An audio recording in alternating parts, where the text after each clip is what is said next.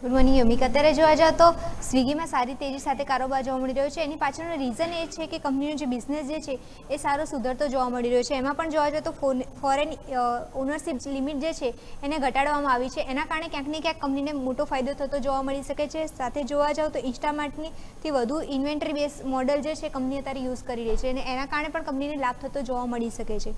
અને બિઝનેસની અત્યારે જોવા જાવ તો કંપનીનો પકડ જે છે મજબૂત થતી જોવા મળી રહી છે. અને આ ઇન્સ્ટામાર્ટમાં જે નવું મોડલ યુઝ કર્યું છે એના કારણે કંપનીની જે માર્જિન કેપેસિટી જે છે એ પણ સુધરવાની ચાન્સીસ અહીંયાથી વધારે દેખવા મળી રહ્યા છે. તે પોઝિટિવ ફેક્ટર દેખવા મળી રહ્યા છે.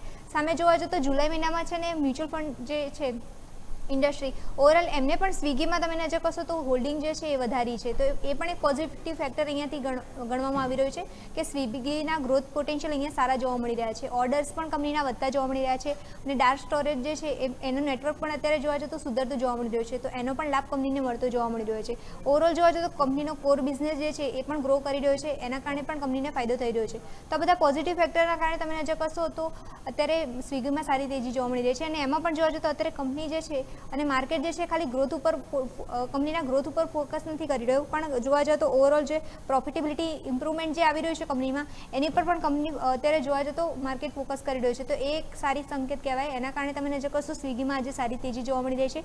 સામે તમે નજર કરશો તો 2031 સુધીમાં 10,000 કરોડથી વધારે એડજસ્ટેડ ઇબીટાનું પણ અનુમાન રાખવામાં આવી રહ્યું છે. એટલે મેજરલી આ જોવા જતો તો પોઝિટિવ ફેક્ટર અહીંયાથી ગણવામાં આવી રહ્યું છે.